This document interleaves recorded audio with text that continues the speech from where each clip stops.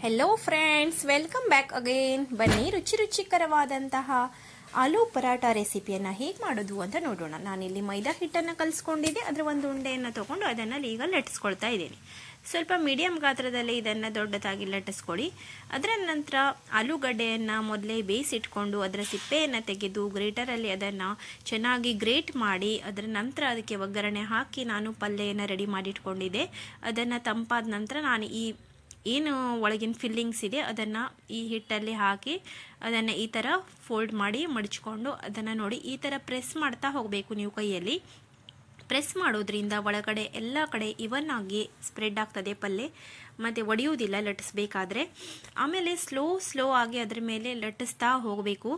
ಕರೆಕ್ಟಾಗಿ ಪ್ರೆಸ್ ಅಡ್ಚಲಿಕ್ಕಿಲ್ಲ, ಜೋರಾಗಿ ಸ್ಲೋಲಿ ಲಟ್ಟಿಸ್ತಾ ಹೋಗಬೇಕು. ನೋಡಿ, ಒಂಚೂರು ಒಡೆಯುವುದಿಲ್ಲ, ಹೊರಗಡೆ ಪಲ್ಯ ಅಜ್ಜಿಬಾತ್ ಹೊರಗೆ ಬರೋದಿಲ್ಲ. ಎಷ್ಟು ತೆಳು ಬೇಕೋ ಅಷ್ಟು ತೆಳು ಮಾಡ್ಕೋಬಹುದು. ನೀವು ಇಲ್ಲಿ ನೀವೇ ನೋಡ್ತಾ ಇರ್ಬೋದು ಎಷ್ಟು ತೆಳು ಮಾಡ್ತಾ ಇದ್ದೇನೆ ಅಂತ. ನಾನಿಲ್ಲಿ ಎಷ್ಟು ದೊಡ್ಡದಾಗಿ ಆಗ್ತದೆ ನೋಡಿ.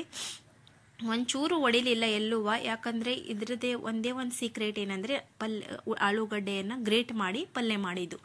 ಅದನ್ನು ನೀವು ಹೀಗೆ ಮ್ಯಾಶ್ ಮಾಡಿದ್ರೆ ಅದು ಒಡಿತದೆ. ದಪ್ಪ ಇದ್ರೆ ಗ್ರೇಟ್ ಮಾಡೋದ್ರಿಂದ ಅದು ಒಡೆಯೋದಿಲ್ಲ. ಹಾಗೆ ಒಂದು ಪ್ಯಾನನ್ನು ಗ್ಯಾಸ್ ಮೇಲೆ ಇಟ್ಕೊಂಡು ಅದನ್ನು ಪರೋಟವನ್ನು ಅದ್ರ ಮೇಲೆ ಹಾಕಿ ಒಂದು ಎಂಡು ಚೆನ್ನಾಗಿ ಬೆಂದಾದ ನಂತರನೇ ಫ್ಲಿಪ್ ಮಾಡಿ.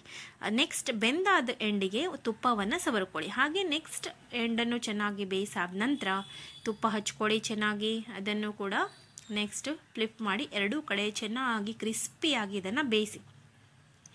ಮೀಡಿಯಂ ಗಾತ್ರದಲ್ಲಿ ಗ್ಯಾಸ್ ಒಲೆಯೇ ಇಟ್ಕೊಳ್ಳಿ, ತುಂಬ ದೊಡ್ಡದಾಗಿ ಇಡ್ಲಿಕ್ಕೆ ಹೋಗಬೇಡಿ. ನೋಡಿ, ಇಲ್ಲಿ ನೀವೇ ನೋಡ್ತಾ ಇರ್ಬೋದು ಹೇಗೆ ಉಬ್ತಾ ಇದೆ ಅಂತ.